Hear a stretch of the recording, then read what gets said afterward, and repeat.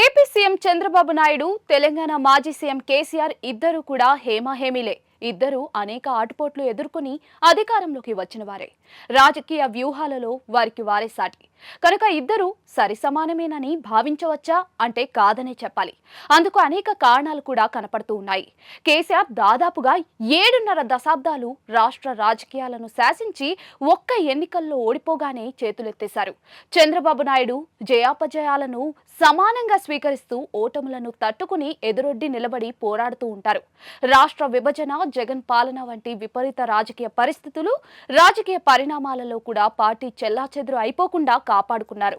ఒక్కసారి ఎన్నికల్లో ఓడిపోతేనే కేసీఆర్ తుంటి ఎముక విరగ్గొట్టుకుని ఫామ్ హౌస్ లో పడుకున్నారు. కనుక ఆరోగ్యం విషయంలో కూడా కేసీఆర్ కంటే చంద్రబాబు నాయుడు చాలా బెటర్ అని చెప్పుకోవచ్చు. కేసీఆర్ అధికారంలో లేకపోయినా కూడా ఎవరిని కలవడానికి పెద్దగా ఇష్టపడరు. కానీ చంద్రబాబు నాయుడు ముఖ్యమంత్రి పదవిలో ఉన్నా కూడా ఎటువంటి భేషజాలు, ఆర్భాటం లేకుండా సామాన్య ప్రజల ఇళ్లకు వెళ్లి వారితో మాట్లాడి సాధన బాధకాలు తెలుసుకుంటారు.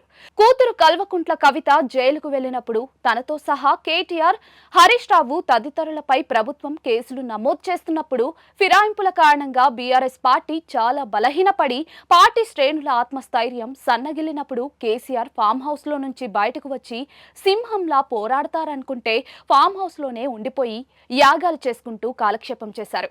ఎన్నికల్లో టీడీపీ ఓడిపోతే చంద్రబాబు నాయుడు పోరాట యోధుడిగా మారి నిత్యం ప్రజలు, పార్టీ నేతలు, కార్యకర్తల మధ్య ఉంటూ మళ్లీ బలం కూడగట్టుకుంటున్నారు. పార్టీని కాపాడుకుంటూ పార్టీ శ్రేణులకు, ప్రజలకు ధైర్యం చెబుతూ చాలా నిబ్బరంగా వ్యవహరిస్తూ ఉంటారు.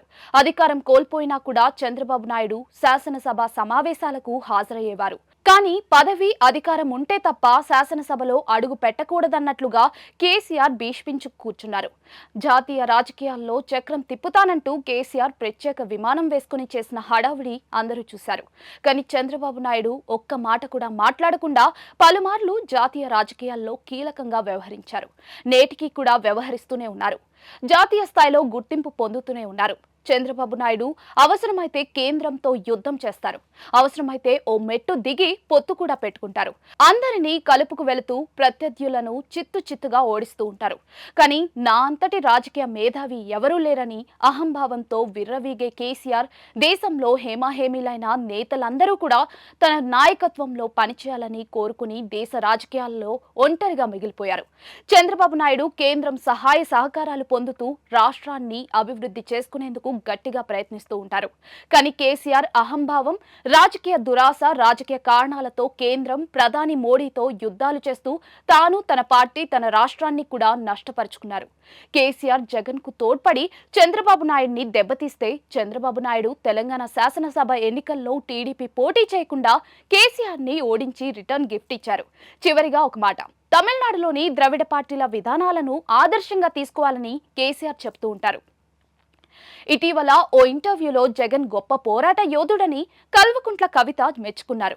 కానీ నిజానికి కేసీఆర్తో సహా 2 తెలుగు రాష్ట్రాల్లో రాజకీయ పార్టీలన్నీ కూడా చంద్రబాబు నాయుడిని, ఆయన పోరాట స్ఫూర్తిని, ఆలోచన విధానాలను స్ఫూర్తిగా తీసుకుంటే రాజకీయంగా రాణించవచ్చని పవన్ కళ్యాణ్ నిరూపించే చూపారు కదా.